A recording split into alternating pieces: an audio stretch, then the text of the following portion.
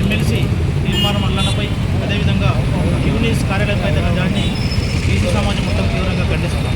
ఎందుకంటే నిన్న పార్టీ బీసీల పార్టీ త్వరలో రాబోతుంది అని స్టూడియోలో చెప్పిన గంట లోపలనే ఈరోజు స్టూడియోపై దాడి చేయడం, దీని వెనకాల అగ్రవర్ణ ఆధిపత్య కులాల చేతి అస్తమని కూడా మేము భావించవలసి వస్తుంది. ఎందుకంటే గత 10 సంవత్సరాలు అధికారం ఉన్నప్పుడు కవిత గారు ఏ రోజు బీసీల గురించి కానీ బీసీ భావజాలం గురించి కానీ పోరాటం చేసి ఈరోజు రాజకీయాలకు దూరమై 10 సంవత్సరాలు అధికారం దూరమైన సందర్భంలోనే వాళ్ళు మళ్ళీ అధికారంలోకి రావడానికి ఒక బీసీ వాదన ఎత్తుకున్నారు.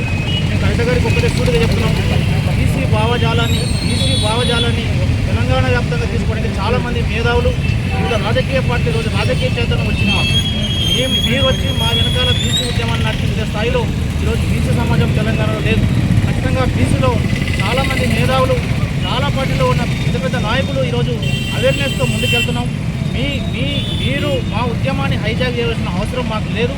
మా మటుకు మేము చేసుకుంటాం, మా రాజ్యాన్ని రాసుకుంటాం, మా రాజ్యాధికారాన్ని సాధించుకునే ఈరోజు తెలంగాణ వ్యాప్తంగా అన్ని కుల సంఘాలు, ప్రజా సంఘాలు, అన్ని పార్టీలో ఉన్న బీసీ నాయకత్వం ఒక తాటి మీదకి వచ్చింది. కాబట్టి మేము కవిత గారికి ఒకటే చెప్తున్నాం, మీరు ఇక్కడ నుంచి బీసీ ఉద్యమాన్ని తేవాలనుకుంటే మీ నాయన అధికారం ఉన్న 10 సంవత్సరాలు మీరు ఏం చేసిండ్రో, బీసీ సమాజానికి మీరు ఏం చేసిండ్రో ఈరోజు తెలంగాణ సమాజానికి చెప్పిన తర్వాతనే మీరు రాలి. మీరు ఆ రోజే మాట తప్పి మీరు తొలి తెలంగాణ వస్తే తొలి ముఖ్యమంత్రిని దళితం చేస్తామని మాట తప్పిన మీరు ఆ రోజు మంత్రిమండలిలో కానీ మిగతా స్థానాల్లో కానీ ఒక్క రోజు కూడా మీరు మంత్రిమండలి సరైన స్థానం లేదు. మీరు ఒక మహిళను కూడా మంత్రిమండలిలో స్థానం కల్పించని కేసీఆర్ గవర్నమెంట్లో ఉన్న మీరు ఇలాంటి బీసీలను అనుకూలంగా మాట్లాడుతున్న బీసీ వారిని మేము దాడులు చేయడానికి తీవ్రంగా ఖండిస్తున్నాం. భవిష్యత్తులో ఇటువంటి దాడులు కనుక జరిగితే రాష్ట్ర వ్యాప్త ఉద్యమాలకు సిద్ధమవుతాం.